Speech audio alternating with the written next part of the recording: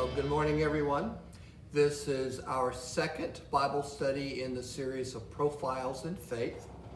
Last time we spoke about Abraham and Sarah, and now we are following up with Abraham's son Isaac and his wife Rebekah. And we're going to read from Genesis chapter 24. Now, as many of you know, there's more to the story than just that one chapter, but there's a limit to how much we can cover all at once. So we're going to hit that important section in Genesis 24. In your study guide, you will see listed that Abraham had a son Ishmael through the servant Hagar, and Ishmael's descendants, part of them were a tribe, Arabic tribe, from which Muhammad descended. And that's the tradition there. But then Abraham with his wife Sarah, they had the one son Isaac, who eventually marries Rebekah. And we're going to hear about that in a few minutes. We're going to recap. Remember that Abraham was tested by God to take his son Isaac and to go and offer a sacrifice.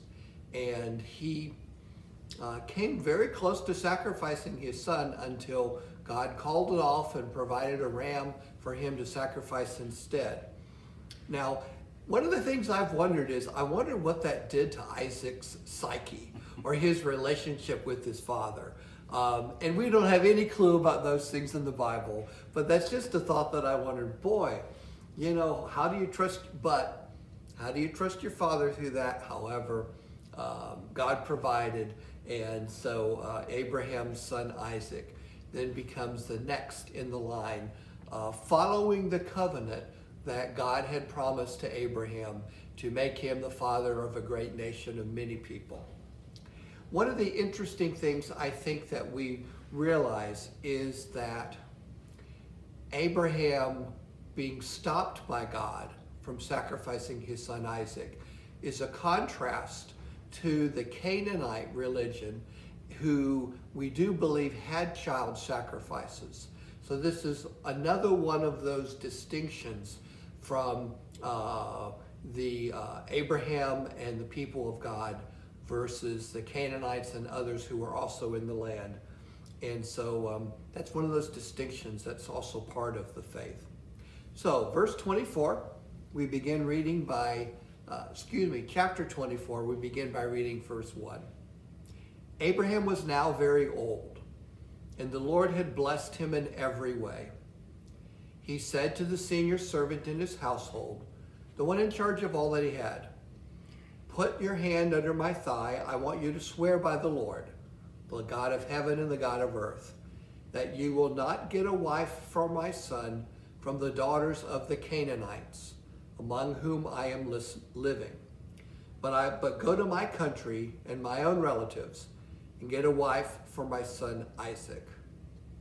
The importance of a lineage that was separate from that of the Canaanites. Remember that whole contrast of how the Israelites, of course they're not called that yet, but they will be, are separate from the way the Canaanites live. And the tradition is that Isaac was 37 years old when Abraham now decided that it was time for him to find a wife, but not from the Canaanites. Verse 5, the servant asked him, "What if the woman is unwilling to come back with me to this land? Shall I then take your son back to the country you came from?" Verse 6, "Make sure that you do not take my son back there," Abraham said. He was pretty emphatic here. "The Lord, the God of heaven, who brought me out of my father's household and my native land, and who spoke to me and promised me an oath, saying, 'To your offspring I will give this land,' that God will send his angel before you so that you can get a wife for my son from there. If the woman is unwilling to come back with you, then you will be released from this oath of mine. Only do not take my son back there," he repeated. So the servant put his hand under the thigh of his master Abraham and swore an oath to him concerning this matter. God had promised a covenant from Abraham through Isaac and the offspring. And so Abraham is believing that the Lord will provide a wife for his son Isaac from his own family. Verse 10, then the servant left, taking with him 10 of his master's camels, loaded with all kinds of good things from his master. This would be the dowry. This would be the enticement. This would be an attraction that no woman of any right mind would turn down. The servant set out for Aram Naharaim and made his way to the town of Nahor. Now that would have been a several days journey, but he traveled back. He had the camels kneel down near the well outside the town. It was toward evening, the time the women go out to draw water. So he was there at the right time. During the day, they wouldn't have done it. They draw water to take back home to have for the night. Verse 12, then the servant prayed, Lord, God of my master Abraham, make me successful today and show kindness to my master Abraham. See, I'm standing beside the spring, and the daughters of the townspeople are coming out to draw water. May it be that when I say to a young woman, please let down your jar that I may have a drink, and she says, drink, and I'll water your camels too. Let her be the one you have chosen for your servant Isaac. By this I will know that you have shown kindness to my master. So that was to be the sign. Verse 15. Before he had finished praying, Rebekah came out with her jar on her shoulder. She was the daughter of Bethuel, son of Milcah, who was the wife of Abraham's brother Nahor. So she was of the general Abraham's family or clan. The woman was very beautiful, a virgin. No man had ever slept with her. She went down to the spring, filled her jar, and came up again. Abraham's servant hurried to meet her and said, please give me a little water from your jar. Drink, my lord, she said, and quickly lowered the jar to her hands and gave him a drink. After she had given him a drink, she said, I'll draw water for your camels too, until they have had enough to drink. So she quickly emptied her jar into the trough, ran back to the well to draw more water, and drew enough for all his camels. Without saying a word, the man watched her closely to learn whether or not the Lord had made his journey successful. Well, guess what? When the camels had finished drinking, the man took out a gold nose ring weighing a beka and 2 gold bracelets weighing 10 shekels. Then he asked, whose daughter are you? Please tell me, is there room in your father's house for us to spend the night? She answered him, I am the daughter of Bethuel, the son of Milcah, bore to Nahor. And she added, we have plenty of straw and fodder, as well as room for you to spend the night. Now this may seem a little strange to us to just show up and ask about spending the night, but this is part of the culture and part of the hospitality that has always been part of the Jewish faith and part of the law that has been given, that you show hospitality to strangers. And in a time when there weren't hotels or motels or Airbnbs or any place to stay, when one traveled, one also then would find someone who would be your host. And so she easily is willing to be the host. And I suspect the gold ring and the 2 gold bracelets, I did not look up what the weight was in current terms from what they decide here, but they must have been significant. And so that certainly was an enticement. Back to verse 26. Then the servant bowed down and worshiped the Lord, saying, praise be to the Lord, the God of my master Abraham, who has not abandoned his kindness and faithfulness to my master. As for me, the Lord has led me on the journey to the house of my master's relatives. That's a good first start. Verse 28. The young woman ran and told her mother's household about these things. Now Rebekah had a brother named Laban, and he hurried out to the man at the spring. As soon as he had seen the nose ring and the bracelets on his sister's arms, and had heard Rebekah tell what the man said to her, he went out to the man and found him standing by the camels near the spring. Come, you who are blessed by the Lord, he said. Why are you standing out here? I have prepared the house and a place for the camels. The servant things are going well here, as you can see. So the servant went to the house. The camels were unloaded. Remember, they had a lot of goods with them.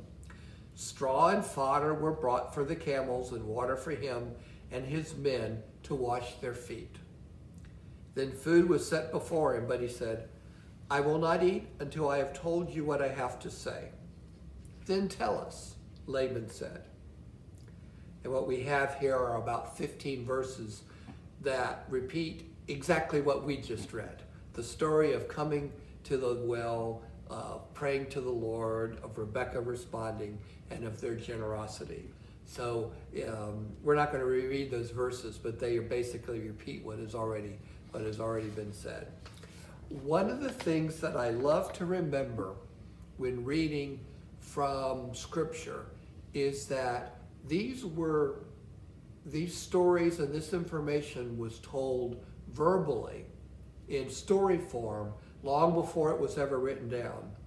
And if you have noticed, sometimes the way we tell stories or communicate verbally, we often repeat things so that you help people remember. So even though I get to a place like this and I'm like, oh, I don't want to read all those verses that I just read. But if you were telling that story to children, to others, and trying to remember that around the fire or at dinner time, then repeating those things is usually a good memory device. So we're going to skip over to verse 50 after they repeated the story. So Laban and Bethuel answered, well, this is from the Lord. We can say nothing to you one way or the other. Here is Rebekah. Take her and go, and let her become the wife of your master's son, as the Lord has directed. I suspect they also saw the unloading of all the camels and knew that this wasn't just an idle person, that this was someone of worth and value who was asking to find a wife for his son. There, verse 52. When Abraham's servant heard what they said, he bowed down to the ground before the Lord. Then the servant brought out gold and silver jewelry and articles of clothing and gave them to Rebekah. He also gave costly gifts to her brother and to her mother. Then he and the men who were with him ate and drank and spent the night there. When they got up the next morning, he said, send me on my way to my master. But her brother and her mother replied, yet let the young woman remain with us 10 days or so, and then you may go. Now let's stop for a second. It does seem reasonable to me that they wanted to be sure that Rebekah needed the time to make sure that this was going to be okay. Or maybe they wanted, or maybe they were reluctant to say goodbye so quickly. But I also wonder, they wanted them to stay longer. Was there something up here? Could they really be trusted? If you stayed longer, would they just do something to the servant and keep the goods? Or would they interfere somehow in all of this? And I say that because we're going to, in the next generation, find out about some trickery with this kind of arrangement for others. And so I'm just kind of wondering, they said it's okay to go, but stay a little longer. And verse 56, but the servant said to him, do not detain me. Now that the Lord has granted success to my journey, send me on my way so I may go to my master. But they're hesitating. 57, they said, well, let's call the young woman and ask her about it. So they called Rebekah and asked her, will you go with this man? I will go, she said. So they sent their sister Rebekah on her way, along with her nurse and Abraham's servant and his men. And they blessed Rebekah and said to her, our sister, may you increase to thousands upon thousands. May your offspring possess the cities of their enemies. A blessing that was probably said to many others when they left families, but also a blessing that reminds us and just a little bit of that covenant that God made to Abraham about the thousands and thousands and the generations and the father of a new nation. So verse 61, then Rebekah and her attendants got ready and mounted the camels and went back with the man. So the servant took Rebekah and left. Wow, he was successful. I don't think we ever doubted that in looking over the story. Abraham was sure God would honor him. The servant had a couple questions, but he went along with this. And it all fell into place very, very well. This was definitely a plan from the Lord for Isaac to be able to be married to this woman, Rebekah, who was part of their extended clan. Now we go back to where Isaac is, who is back in the very southern part of Judah down near the Negev desert. Verse 62. Now Isaac had come from Beer Lahai Roy, for he was living in the Negev, which is the desert. We still call it that today. He went out to the field one evening to meditate, and as he looked up, he saw camels approaching. Rebekah also looked up, she was on one of those camels, and saw Isaac. So she got down from her camel and asked the servant, who is that man in the field coming to meet us? He is my master, the servant answered. So she took her veil and covered herself. Then the servant told Isaac all he had done. Isaac brought her into the tent of his mother Sarah, and he married Rebekah. So she became his wife, and he loved her. And Isaac was comforted after his mother's death. So this is the end of this chapter. Now there's of course more to the story of Isaac, but this is what we're studying today. So what do we learn from this? I think we learn not so much from Isaac's behavior and actions, more from Abraham's and from God's. Because this continues the story of God's promise and covenant to Abraham and now to his son Isaac. And he's provided a wife, Rebekah. And so first the lineage will continue. So that promise of making a great nation and people and goods and stuff is continuing to happen. But it's also just the faithfulness of God. Abraham trusted that God would provide for him, and he did. Abraham trusted that his son would be provided a wife, and Rebekah was eager to be and just fit the bill perfectly. And so they traveled back and were able to continue the family in the area that we roughly call Israel today. So it's good to remember, first of all, I think that God is faithful. There was also the example of prayer that Abraham and servant and Isaac are mentioned in here as bowing down and praying and meditating, listening to what God has. And that is a good reminder that for us today about prayer and listening is part of how we stay in touch with God's voice to us, and not just the voices of the people around us, or the world, or our brains going working hard. It is listening to what God has for us. And the other thing is that when God promises something, God delivers. And so no matter what happens, God is delivering on his promises here, and he will for us too. And while we're in the midst of, I hate to keep mentioning it, but we're all in the midst of this very difficult time in our lives with the virus and all the things that are part of that, to remember that God is faithful and God keeps his promises. Is a good thing to remember that God will help us through these times, for I believe that very well. Well, that's the story of Isaac and Rebekah, and then we are going to learn a bit more about their family and their two sons, and what happens next. So that will be next week.